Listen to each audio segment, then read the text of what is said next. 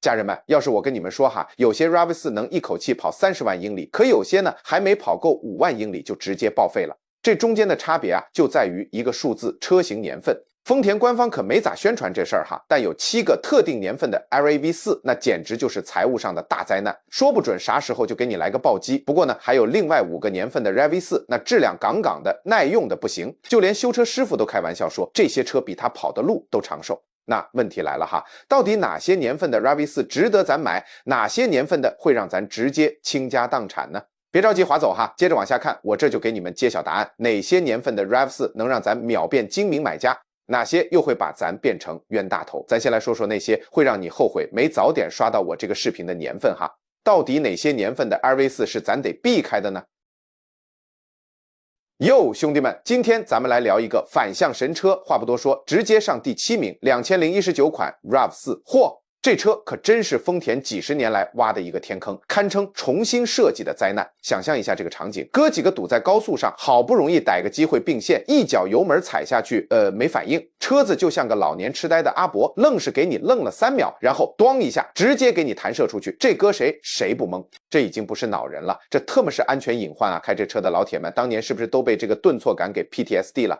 你以为这就完了？格局小了啊！这车简直就是个召回专业户，厂家直接给他发了13次召回，你敢信？13次比有些车的总召回次数还多。最狠的是什么？燃油泵大礼包。开着开着高速给你整熄火了，方向盘变砖头，刹车变纸糊，堪称人体关机教程。最绝的是修个这玩意儿，账单能给你干到2万刀，我直接一个大写的地铁老人看手机表情包。结果呢，消费者报告直接给他来了个史诗级暴击，可靠性评分低到尘埃里2分，直接定在丰田的耻辱柱上。记住一个真理啊，兄弟们，新款非好车，2019款 RAV4 就是活生生的例子，用血淋淋的事实告诉大家，有时候最新最贵的反而是最坑爹的。你如果觉得2019款 RAV4 已经够烂了，那你格局还是小了，因为这哥们儿凭一己之力喜提了外号变速箱杀手，后面还有更精彩的，我们慢慢盘点。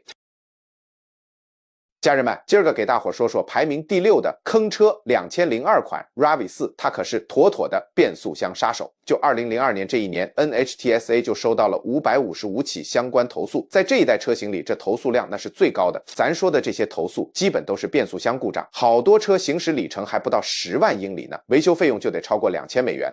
给大家讲个真实例子，有个来自德克萨斯州的哥们约翰，他买了一辆行驶里程8.5万英里的2002款 RAV4， 当时他还觉得自己捡了大便宜，结果呢，才过了3个月，他上班路上的变速箱就直接坏了，维修费用高达3200美元。而且啊，这种情况可不少见，论坛上有老多帖子专门在讨论2002款 RAV4 的变速箱故障，这问题的根源在哪儿呢？原来是 ECU 有缺陷，这就导致变速箱永久性损坏，就跟电脑中病毒似的，严重起来能把引擎都给毁掉。很多人都觉得2000年代初期是丰田的黄金时代，我只能说大错特错。2002款 RAV4 就证明了，哪怕是丰田这样的大厂，在急着应用新技术的时候，也能造出一堆问题的车。咱再聊聊市场这块哈，说到那种让人钱包大出血的意外情况，接下来几年咱名单上的那些车，那可会毫不留情的让你在养车上花大把的钱，就像无底洞一样消耗你的钱包。第5名，2006至2008款 RAV4， 这玩意儿啊，堪称烧机油界的大魔王。接下来咱要说的这些年份的车，绝对能把你钱包掏得空空如也。想象一下哈，每次都得加一夸脱机油，这简直就是噩梦场景。这些 RAV4 烧机油那叫一个疯狂，就跟电锯似的，咻咻的往外锯，你兜里的钱，咱说的是每跑200到400英里就得加一夸脱机油，这哪是什么正常磨损啊，根本就是设计上出了大毛病。有个来自密歇根州的莎拉买了辆2007款的 RAV4， 当时跑了9万英里，看着一切都挺完美的。结果呢，没过多久他就发现不对劲了。最开始是每个月得加一夸脱机油，后来更夸张，每2周就得加一夸脱。他把车开到修车师傅那儿，师傅一检查，好家伙，得彻底大修发动机，这费用直接飙到了8500美元。这罪魁祸首呢，就是活塞环故障，它让机油直接漏到燃烧室里去了。这就好比屋顶漏水一样，时间一长，慢慢就把房子给毁了。更气人的是，丰田其实老早就知道这问题了，还延长了保修期。但这些保修期到2016年就到期了，现在车主们只能自己扛着丰田工程失误带来的损失。光2006款这一个型号，美国国家公路交通安全管理局 NHTSA 就收到了996起投诉，后来还引发了集体诉讼呢。不过呢 ，Rav4 烧机油还不是它唯一能让你心凉半截的事儿哦。第4名，2013款 RAV4 这玩意儿的震动问题，那真的是能把人逼疯。你就想啊，正开着车在马路上好好的走着呢，突然这 RAV4 就开始抖个不停，跟犯了癫痫似的。这就是2013款 RAV4 车主每天都得面对的糟心事儿。车子低速行驶的时候震动，能让你心里直发毛，感觉肯定是出了啥大毛病。有个叫戴夫的哥们儿，一开始还以为自己车爆胎了，后来又觉得是4轮定位有问题，结果查了半天，好家伙，原来是价值$4500的扭矩转换器出问题了。丰田那是明知道有这问题，就是不召回，这一年 RAV4 车主的投诉量那可是过去15年里最高的。但这还没完呢，它那导航屏幕一到太阳下面就啥都看不见了，就跟买了个手电筒只能在黑灯瞎火的时候用似的，简直离谱到家了。更搞笑的是，消费者报告居然给2013款 RAV4 的可靠性评了满分5分，可真正开这车的车主那说法可就完全不一样了。有时候专家也会看走眼，这就跟相信一个从没在某餐厅吃过饭的人给的餐厅点评一样，能靠谱吗？和2000年代初期的另一场噩梦相比，2013款 RAV4 这体验都算可靠的了，你敢信？家人们，今天来给大家排个雷。第3名就是2001到2003年款的 RAV4， 堪称 ECM 噩梦。咱今儿就来好好扒一扒2000年代初期的这个 ECM 噩梦。就说2001到2003年款的 RAV4， 为啥说它吓人呢？这些年份的 RAV4 每年收到的 NHTSA 投诉就有323到555起。电子控制模块 ECM 这玩意儿基本上就是汽车的大脑，它会随机失效。你能想象不？当你想并入一条限速70英里每小时的高速公路时，你的 RAV4 突然就停顿个2到3秒。这就是 ECM 故障的真实体验。成千上万2000年代初期 RAV4 的车主都碰到过这种糟心事儿。ECM 失效的时候，你会感觉换挡顿挫、动力迟滞，特别危险，甚至完全失去动力，就好像你的车突然失忆，不知道咋当一辆车了。但离谱的是，这些2000年代初期的 RAV4 外表看着就是简单可靠的机器，线条简洁，内饰基本，也没啥花里胡哨的科技配置，可谁能想到它藏着复杂的电子故障，这在交通中可是能要命的。这就好比你买了个看着像普通翻盖手机的玩意儿，结果它运行的是一堆漏洞的智能手机软件。不过呢，这些电子问题跟丰田最黑暗时期发生的事儿比起来，那都不算啥了。兄弟们，今天咱要盘点的可是个大瓜，一个能载入汽车史册的史诗级翻车现场。第2名就是它2009到2012款的 LV4， 你敢信吗？这台车可是帮丰田火遍了全美，但火的方式真的纯是地狱模式。这不光是车坏了，这他喵的是关乎人命的大事儿。你开着车，油门它自己就疯了一样往下踩，就算你把刹车踩穿了，车还是像疯牛一样往前窜，脚垫卡住，踏板卡死，你的车瞬间就变成了一枚失控的马路导弹。说到这儿，是不是想起来了？对，就是当年那个闹得沸沸扬扬的丰田门，这事儿当年可是上了全美头条，这台 RAV4 就是整个事件的绝对主角。丰田为此付出的代价120亿刀的罚款，但兄弟们，钱能解决一切吗？如果你的车就在眼前变成一个不受控制的移动棺材，那点罚款有个毛用。我们说的是整整800万辆车被强制召回国会听证会政府调查，整个汽车圈当时都乱成一锅粥了。但最骚的操作来了，丰田官方肯定想让你相信这只是偶然事件、个别现象。 No， 真相是啥？这是一个彻头彻尾的系统性 bug， 丰田早就知道了，但就是想捂住这个盖子，直到政府拿刀架在他们脖子上，才不情不愿地收拾烂摊子。这感觉就好像你发现你家那个卖烟雾探测器的公司，明知道他们的报警器就是个摆设，关键时刻就是个聋子，但还在那儿一个劲儿的卖给你，把你全家安全当儿戏。你以为吃到苦果，丰田该长记性了？天真！就在你以为他们已经洗心革面的时候，2020年现实又给了所有人一记响亮的耳光，证明这帮人压根儿就没吸取任何教训。家人们，咱今天来聊聊2020款的 RAV4， 这玩意儿居然排名第1，可别被这排名忽悠了哈。要知道2019款 LV4 那就是个问题重重的小弟。这一年啊，也算是彻底证明了丰田这波操作真的绝了，根本就不会从错误里吸取教训。下面要说的才是真让人麻了的事儿。丰田有一整年的时间去修复2019款那些灾难性的问题，结果呢，他们直接把这些问题一键复制到2020款上了。变速箱顿挫、油表故障、刹车还能毫无预兆的失灵，这简直就跟看着有人踩到耙子被狠狠抽了一巴掌，然后还立马又踩到同一把耙子一样，太离谱了。2020款 LV4 依旧存在变速箱漏油问题、顿挫问题，而且维修费用高得离谱。丰田这波操作就好像在说，嘿，既然2019款有问题，那2020款也接着整上。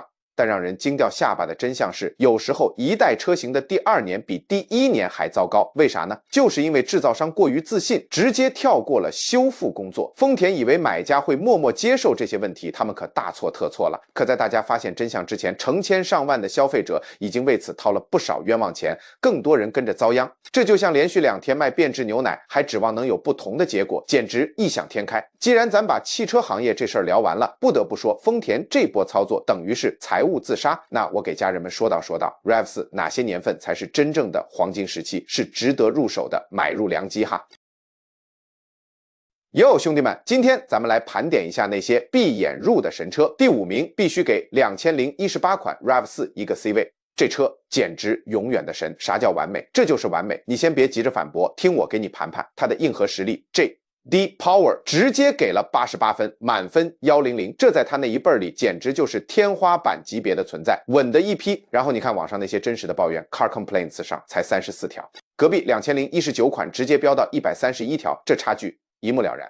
Reddit 上有个老哥说他爸的18款 RAV4 都干到快30万公里了，除了正常保养换换机油、刹车片，屁事儿没有。他爸最大的怨念居然是杯架太小了，笑死！这抱怨我给满分，这说明啥？说明车子真没啥毛病可挑。你品，你细品。关键信息来了啊，兄弟们！2018款是丰田给这代 RAV4 的王炸一击，也是灾星款出来之前的最后良心之作。他用的是那台刷爆口碑、闭着眼睛都不会出错的 2.5L 老引擎，可靠性拉满。标配的 TSS 安全系统也是老版本，贼稳贼给力。最重要的是，它完美避开了后来那些车型被吐槽到飞起的 CVT 变速箱通病。所以，所有懂行的老司机都心照不宣的在干嘛？当所有人都跟风去抢那各种幺蛾子不断的2019款及以后的新车时，真正的狠货都在悄悄捡漏2018款。为啥？因为这玩意儿不仅更可靠，价格还直接给你干下来几千美刀。这就好比你找到了一款绝世秘方，结果下个版本厨师给你瞎搞，直接就废了，你只能眼睁睁看着，然后感叹一句早知道。但是兄弟们，2018款虽然牛，但它也不是第4代 RAV4 里唯一的天选之子哦。还有哪一年的车型更神？咱们视频里接着聊。第4名，2016至2017款 LV4， 这俩简直是可靠2人组啊！但别急哈，这一代的 LV4 还有更多惊喜呢。那时候丰田汽车发展的那叫一个猛。2016款的 LV4 就很牛，美国国家公路交通安全管理局 NHTSA 的投诉才37起，而且在D-Power 的评分里拿到了86分，满分100分。到了2017款，评分直接提到了87分，还把丰田安全系统 Toyota Safety Sense 列为标配了，这配置升级的杠杠的。有个来自科罗拉多州的叫 Mike 的哥们儿，3年前买了一辆2017款的 RAV4， 当时里程数是45000英里，现在都14500英里了。他这3年就只有一次计划外的维修，就换了个80美元的氧传感器，每年的总维护成本才340美元，这性价比简直绝了。Reddit 上 RAV4 社区的车友都说，这几款是有史以来最好的 RAV4， 这可不是啥营销噱头哈，这都是车主们的真实体验。这其中的秘诀就是这些年份的 RAV4 把早期第4代车型的所有问题都解决了，而且它们出现的时间还早于2019年丰田重新设计搞创新的时候。有时候啊，中间款才是最香的，就像在传统可靠性和新功能之间找到了完美平衡。要是你想找更老点的款呢，还有第3代的经典之作，那简直坚不可摧，超厉害的。第3名2010款 LAV4， 这可是一台跑了20万英里的钢铁战士哈，它属于传奇的第3代车型，应对高里程数那就是小菜一碟。今年呢，它的可靠性评分拿到了93分，满分10分哈，这里可能口误了，大家懂意思就行。但这评分到底意味着啥呢？这些 RAV4 经过验证，轻轻松松就能超过20万英里，一点压力都没有。在 CarGurus 上有几十辆2010款的 LAV4 挂着售卖呢，里程数都超过20万英里了，可售价还在1.2万美元以上。这可不只是二手保值率好啊，简直就是它坚不可摧可靠性的铁证。为啥这事儿这么重要呢？原因特简单，就是它采用了过度设计的工程理念。2010年款可是丰田不惜成本绝不偷工减料那个时代的产物，丰田把这些车造得跟坦克似的，贼辣耐用。说出来你可能都惊掉下巴，大家都觉得老车更不可靠。可2010款 RAV4 就啪啪打脸，它证明了简化设计往往意味着更少的问题。就好比机械表能跑个几十年，智能手表可能2年就报废了。这2010款 RAV4 没有复杂的电子元件会坏，也没有复杂的系统会崩溃，就老老实实给你提供稳健可靠的交通服务。要是你想在2000年代初期选个绝对安全靠谱的车，宝子们，第2名是2004至2005款的 LAV4 哦，还是后期 ECU 已修复的金色版本呢？有没有宝子跟我一样超怀念没有那么多闹心事儿的2000年代初期啊？那这款车就是你的梦中情车啦。这几年生产的 LAV4 可是丰田从2000年代初的失误里吸取教训后的成果。他们把2001到2003年一直困扰大家的 ECU 问题给解决了，还改进了变速箱，又增加了稳定控制系统，关键是设计依旧简洁又优雅，简直绝了。咱买这款车就跟买了一台集合了20年经验的 LAV4 差不多。丰田把之前失败的教训都用在这上面了，真的下了大功夫。为啥这很重要呢？你想啊，它的电子设备很简单，问题自然就少了。没有那些复杂的电脑系统，就不用担心会出故障，也没有花里胡哨的技术，就不会突然崩溃。有的只是可靠又经过验证的工程设计。这里面有个道理哈，有时候最好的技术就是那些被证明有效、能经得住考验的技术。2004到2005款的 LAV4 就是活生生的例子。丰田第2次尝试往往是最成功的，这就跟电影的导演剪辑版一样，所有问题都改好了，好的地方全都留下了。这几年生产的车代表着丰田最谨慎最用心的时候。最后如果宝子你非得要一些现代化的配置，第1名2021至2024款 RAV4 哟，各位老司机准备上车。今天咱们不整虚的，直接来个 RAV4 终极避坑指南。咱就说这丰田 RAV4 简直就是家用车界的理财产品，选对了能开到天荒地老，选错了钱包分分钟给你干瘪。那到底咋选？今天这波直接给你安排的明明白白。先聊聊新款，也就是21款之后的 RAV4， 我愿称之为丰田的救赎，是真的。厂家这次总算把脑袋从沙子里拔出来了，开始听人说话了。变速箱不闹脾气了，车机系统也不像上个世纪的了，品控也支棱起来了。他们花了3年，终于把之前的祖传 bug 给改了。数据不会骗人啊，兄弟们！消费者报告直接给干到94分，这妥妥的王者归来。混动电池更是给到了10年15万英里的超长质保。就问你还有谁？说明啥？丰田这次是真有信心了。But 兄弟们记住这个，但是新款好归好，钱包得大出血，这波学费你得交。那问题来了，到底该买哪一年的？别慌，我给你掏心窝子总结了个 RAV4 选购秘籍，听着就行。秘籍 Part 1，黄金选择区1，追求性价比闭眼入2018款，哥们儿听我的，这是最佳甜点车，该有的现代化配置全都有，可靠性也在线，完美避开了所有坑，是真正的水桶车，性价比之王。2，预算有点紧，主打一个省钱，2010款，这简直就是移动印钞机的反义词，皮实耐操，质量杠杠的，随便造，只要定期保养，开到你退休都没毛病，是咱老百姓的抗造神车。3，科技发烧友，预算管够2022款及以后，咱们刚才说的救世主款丰田，这次是真的把活儿给整明白了，各种新玩意儿都有，但价格嘛，你懂的。为学费买单，秘籍 Part 2，雷区警告，千万别踩。听好了，把这几个年份刻在 DNA 里，看到了赶紧跑，不然分分钟让你倾家荡产。说的就是他们。2019年、2002年，还有2006到2008年的这些车，简直就是钱包粉碎机，避之不及。秘籍 Part 3，快速加点，有些小 tips 能帮你再省一大笔钱。RAV4 福特 SCR-V， 咱就是说想玩点越野 ，RAV4 绝对赢。纯粹的可靠性这块 ，RAV4 也是优等生。但要说乘坐舒服，那 CR-V 可能更温柔一点，看你追求啥了。2，混动还是汽油版，喜欢动力猛还省油。混动219匹马力，油耗干到40 mpg， 香不香？但是12至15年后，那块电池可能要你3000刀。不过混动车开得更久，能跑到17万英里，汽油版大概10万英里，俩都还行，看你预算和堵不堵电池了。3. 地域提醒：如果你住在沿海地区，千万别碰2006到2008年的。盐分那玩意儿能把机油给你喝光了，修到你怀疑人生。想买老车，至少也得是2010款以后的。总结一下，记住这个灵魂化外音，一款开了7年的 RAV4 能让你破产到天荒地老。好了，兄弟们，这波 RAV4 的选购秘籍你 get 到了吗？直接把这视频给你想买车的朋友，让他们也看看，赶紧去淘你那台命定的 RAV4，用你新学的知识拿捏车商。点个赞，点个关注，下期更精彩，教你更多省钱的购车秘籍，让你告别当冤大头。拜拜。